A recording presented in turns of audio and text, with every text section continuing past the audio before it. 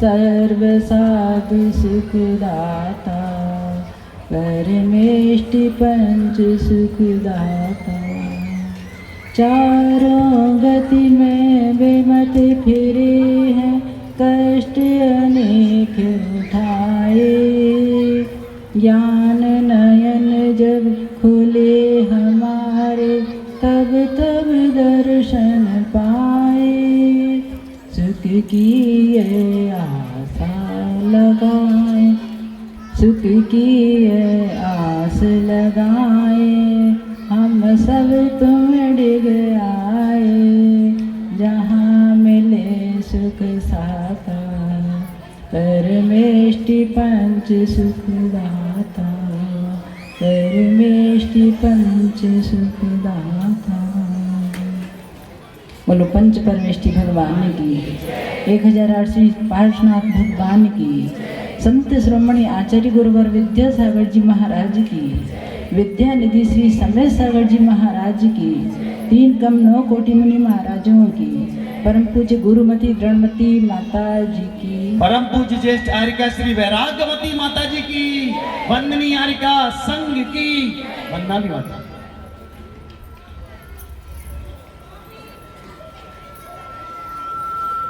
ये भारत देश हमारा धर्म प्रधान देश है।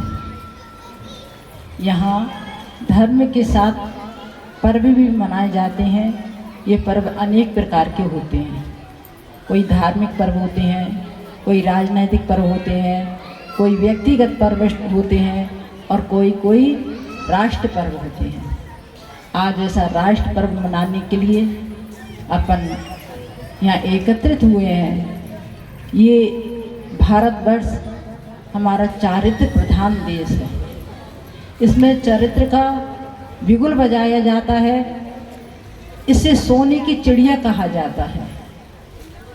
16वीं शताब्दी में देखा गया, सुना है, इस इतिहास को उठा के देखा गया है कि यह उस समय इस भारत देश में कोई गरीब नहीं होते थे, कोई मरीज नहीं होते थे। ढूंढे ढूंढे गरीब और मरीज मिलते थे। कोई बेरोजगार नहीं होते थे। आज के इस भारत देश में गरीब भी है, मरीज भी है और बेरोजगार भी है।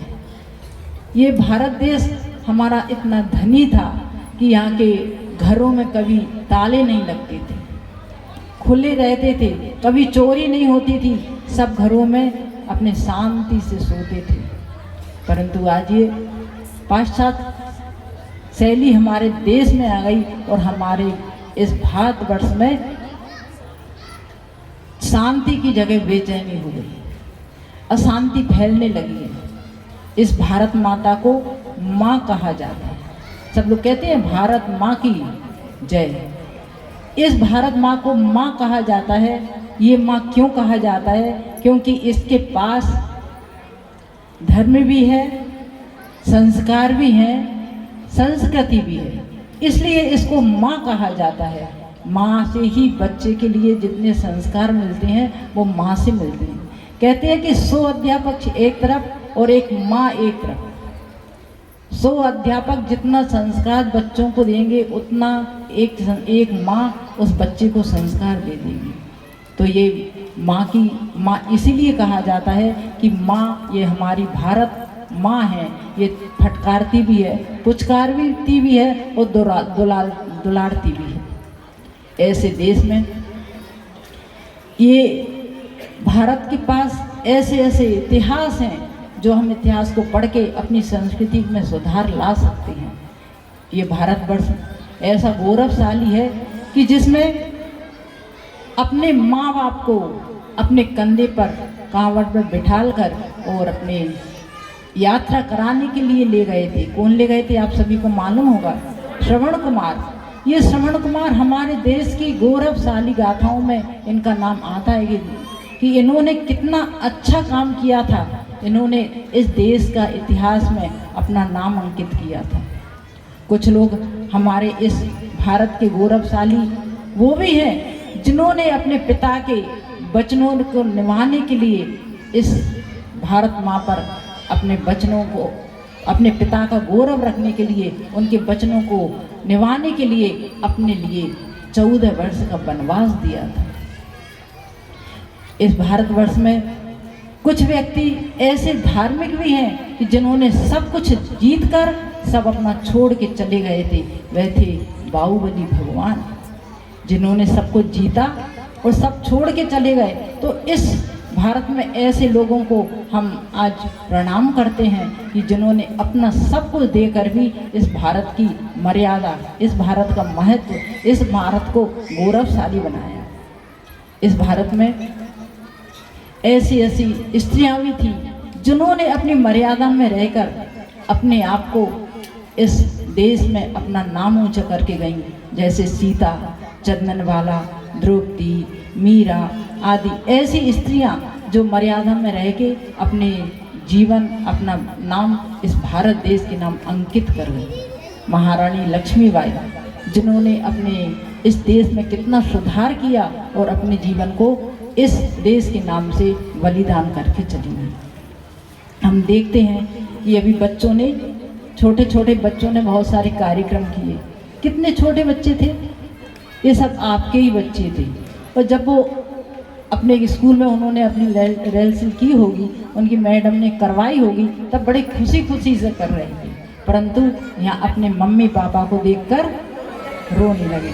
क्यों रो रहे थे? कि हमें मम्मी के पास जाना है, हमें अपने पापा के पास जाना है। तो उन्हें भी अपने माँ बाप की याद आती है। वो भी चाहते हैं कि हमें अपने माँ बाप के संरक्षण में रहना है। परंतु आज क्या, मोबाइल का समय, बच्चों को टाइम नहीं दे पाते। एक छोटा सा बच्चा भगवान के सामने प्रार्थना करता प्रतिदिन कि भगवान अगली बार मेरा जन्म हो तो इस घर में ही हो, पर मोबाइल बनूं मैं। क्यों? भगवान के पास प्रार्थना करता है कि भगवान मेरा घर इसी घर में, मेरा जन्म इसी घर में हो, पर मोबाइल बनूं। प्रतिदिन प्रार्थना करता। एक दिन उसके पापा ने सुन लिया कि बेटा क्या कह रहे हो तुम? कुछ नहीं पापा, कुछ नहीं कह रहा। क्या कह रहे हो? कुछ तो कह रहे हो। हाँ, क्या कह रहे हो? मैंने भगवान से प्रार्थना की है कि भगवान मेरा जन्म हो तो इसी घर में हो, पर बेटा नहीं, बेटी नहीं, मोबाइल बन के हो। क्यों, ऐसा क्यों कह रहे हैं? तो उसने कहा कि मैंने इसलिए कहा कि समय सबसे ज़्यादा आपका समय मोबाइल में जाता है। जब मैं मोबाइल बन जाऊंगा तो आप सबसे ज़्यादा समय मुझे देंगे। मेरे मम्मी पापा का समय मोबाइल में जाता है, इसलिए मैं मोबाइल बन जाऊंगा तो मुझे अपने मम्मी पापा का समय ज़्यादा मिलेगा।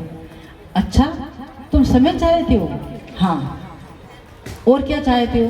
तो कहा कि मुझे पैसे भी आप कम देते हो और मोबाइल में हजार हजार के नोट रखे रहते हो, इसलिए मुझे भी मोबाइल बनना है कि मुझे भी हजार हजार रुपये मिलेंगे, मुझे भी, इसलिए भी मुझे मोबाइल बनना है। अच्छा, पैसे चाहिए तुम्हारे लिए? हाँ, पैसा लेके मैं अच्छी बढ़िया अपनी पढ़ाई करूँगा और बहुत बड़ा कलेक्टर आदि बनूँगा। अच्छा, पैसा चाहिए। और क्या चाहिए तुम्हें मोबाइल बन के? तो उसने कहा मोबाइल बन के मुझे आपका प्रेम चाहिए। मोबाइल में देखता हूँ 1 घंटी बजती है, आप जल्दी से उसे उठा लेते हैं। तो मैं मोबाइल बनूंगा तो जैसे ही घंटी बजेगी तो आप अपने दोनों हाथों से मुझे उठा लेंगे। तो मैं मोबाइल बनना चाहता हूँ। और क्यों बनना चाहते हो? तो वह कहता है कि आप मोबाइल उठा के अपने कान और मुख की तरफ लगाते हो, तो मैं आपके इतने नज़दीक आ जाऊंगा कि आपके कान और मुख से लिपट जाऊंगा, इसलिए मैं मोबाइल बनना चाहता हूँ। और मोबाइल और क्यों बनना चाहते हो?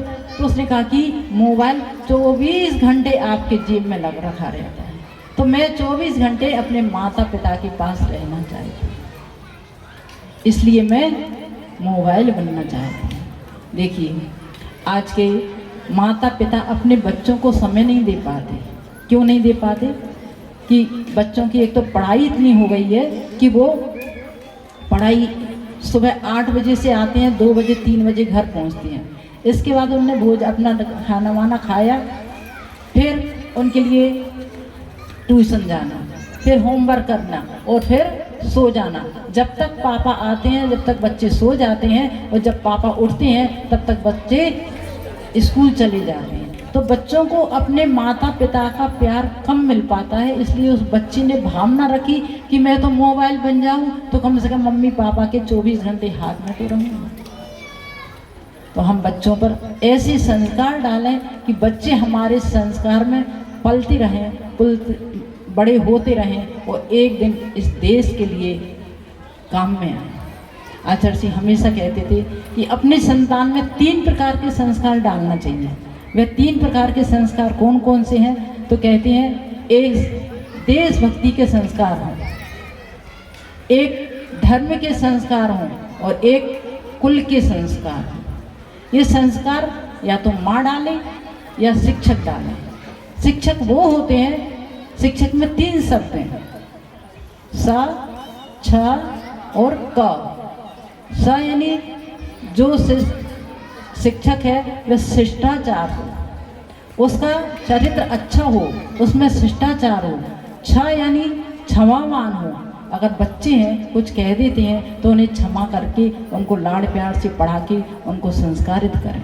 तीसरा होता है क, कर्तव्यवान हो कि शिक्षक का क्या कर्तव्य है, बच्चों को क्या सिखाना है, कैसे रखना है। अगर वो 4-6 घंटे भी स्कूल में रहते हैं तो कर्तव्य है उनका कि अगर बच्चे हमारे पास में हैं, हमारे सानिध्य में बैठे हैं, पढ़ रहे हैं, लिख रहे हैं, खेल रहे हैं, तो इनको हमें कैसे कर्तव्य और कैसे संस्कार डालना है, ये शिक्षक का कर्तव्य होता है। तो हमने बताया कि 3 प्रकार के संस्कार, एक देश के प्रति संस्कार कैसे डालें। एक छोटा सा बालक, अंधा, माँ का एक ही बेटा, जब वो स्कूल में पढ़ने जाता तो उसे शिक्षा मिलती। उसके शिक्षक कहते कि देश के प्रति हमें कुर्बान रहना चाहिए, जब भी देश में कोई आपत्ति आए तो अपने आप को कुर्बान कर देना चाहिए, हमारे देश के ऊपर किसी प्रकार की आपत्ति ना आए। तो वह एक बेटा, अपने माँ का इकलौता बेटा, और वो भी अंधा था, एक दिन अपनी माँ से कहता है कि माँ मुझे सैनिक बना दो, मैं सैनिक बनना चाहता हूँ और मुझे सैनिक बना दो। माँ ने कहा बेटा तुम क्या करोगे सैनिक बन के? सैनिक तो लड़ाई में जाते हैं, युद्ध में जाते हैं, युद्ध करते हैं, सामने वाले से अपनी मुठभेड़ करते हैं, उनका युद्ध होता है, पर तुम्हें तो कोई दिखेगा ही नहीं, तुम क्या करोगे युद्ध में जाके, सैनिक बन के क्या करोगे? तब उस बेटे ने कहा कि माँ मैं सैनिक बनना चाहता हूँ, मैं इसलिए सैनिक बनना चाहता हूँ कि मैं युद्ध में जाके कम से कम अपनी जो विरोधी पार्टी है, विरोधी वाले हैं, उनकी गोली अगर मुझ में लगेगी तो कम से कम उसकी एक गोली तो कम होगी, एक सैनिक तो मेरे यहाँ का बचेगा और उनकी तरफ से एक गोली उनकी कम हो जाएगी, इसलिए मैं सैनिक बनना चाहता हूँ। देश के प्रति ऐसी कुर्बानी, देश के प्रति ऐसे संस्कार। दूसरे प्रकार के आचार्य जी कहते कि एक संतान अपनी देश के प्रति, एक संतान हमारी धर्म के प्रति और एक संतान हमारी कुल के प्रति होना चाहिए। धर्म के प्रति, जो धर्म के प्रति समर्पित हो जाए। आपने देखा होगा कि जैन धर्म में धर्म के प्रति अकलंक और निकलंक की कहानियाँ आती हैं।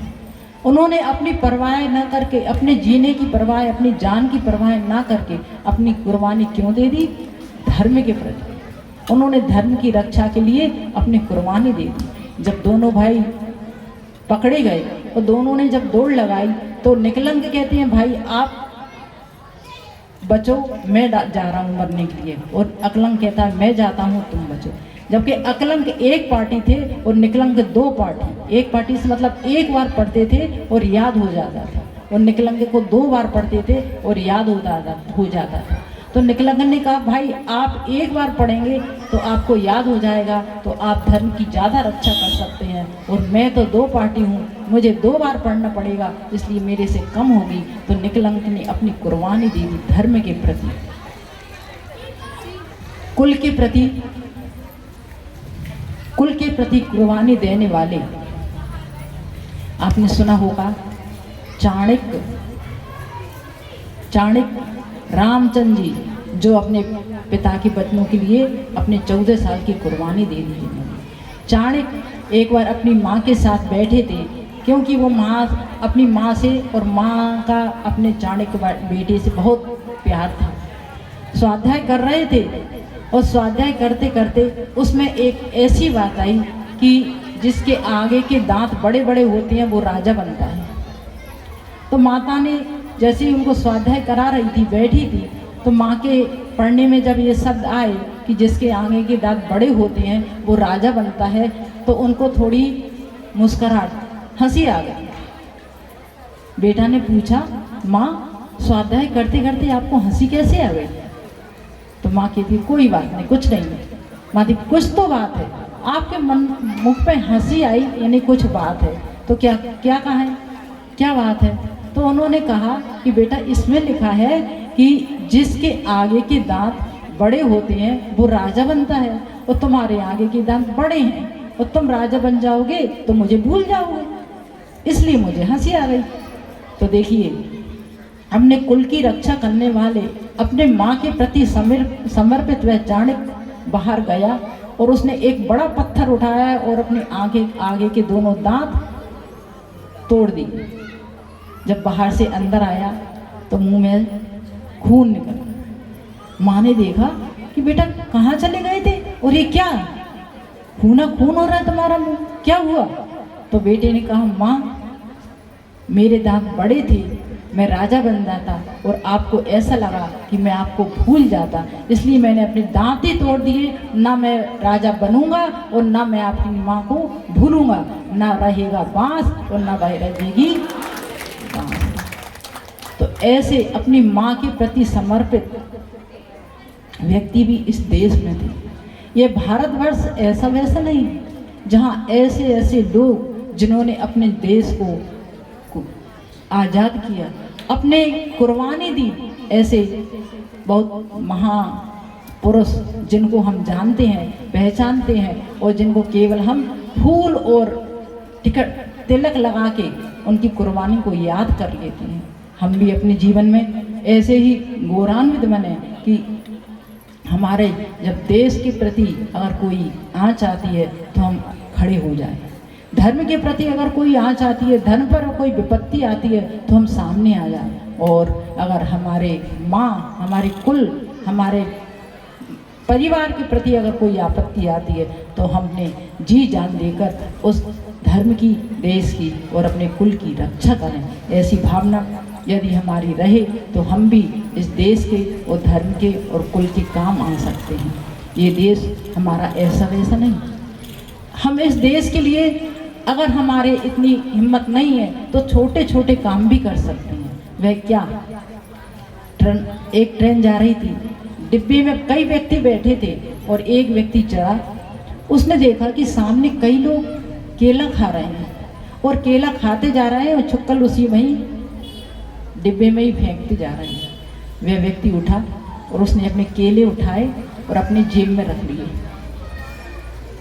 केले तो उसने खा लिए, पर वो छिक्कल उठाए और जेब में रख लिए। फिर आगे थोड़ी देर बाद देखता है कि कुछ लोग मूंगफली खा रहे हैं। मूंगफली खाई और छिक्कल डिब्बे में ही वहीं बिखा दिए। वही व्यक्ति उठा, उसने अपने जेब से रुमाल निकाला और वो मूंगफली के छिलके उठाए, बीने और अपने रुमाल में घड़ी करके रख लिए। सब लोग देख रहे कि ये क्या है, ये पागल व्यक्ति तो नहीं है। हमने केले खाए, छिलके फेंके तो ये अपने जेब में रख लिए, मूंगफली खाए तो उसके छिलके उठाए अपने जेब उठा के जेब में रख लिए। ये व्यक्ति पागल तो नहीं है। अरे उससे पूछा कि क्यों है, क्या हो गया तुम्हें, क्या कर रहे हो? तो उसने कहा कुछ नहीं, बस मैं अपने देश की रक्षा कर रहा हूँ। क्या कर रहे हो, क्यों देश की रक्षा है? तो उसने कहा कि आप लोगों ने केले खाए, केले फेंक दिए, छिक्कल फेंक दिए, मूंगफली खाए, छिक्कले फेंक दिए, परंतु कोई व्यक्ति आएगा, अगर इस पर पैर लग जाएगा उसका तो वो गिर जाएगा, उसके जीवन के साथ खिलवाड़ हो जाएगी। ये हमारी ट्रेन जो है वो राष्ट्रीय संपत्ति है। अगर इसकी रक्षा हम नहीं करेंगे तो कौन करेगा? एक वृद्ध जिसके अंदर देश के प्रति ऐसी भावना, उसकी भावना को सुनकर सभी लोग अपने देश के प्रति उनकी भी भावना जागृत हो गई कि देखो एक वृद्ध व्यक्ति जब इतना कर सकता है कि अपने देश की रक्षा के लिए अपने देश के राष्ट्र के प्रति इतना समर्पित है कि दूसरों की जूठन यानी छिकले उठा के अपने जेब में रख रहा है और देश की प्रति इसका समर्पण ऐसा है कि ये अपने देश को ये उच्च बनाना चाहता है, स्वच्छ बनाना चाहता है। तो हम भी अपने जीवन में यही करें कि जब भी देश पर कोई आपत्ति आए, हमारे धर्म पर आपत्ति आए, हमारे कुल पर आपत्ति आए, तो हम अपने साहस करके खड़े होकर उसका सामना करें। ऐसी भावना के साथ बोलो महावीर भगवान की।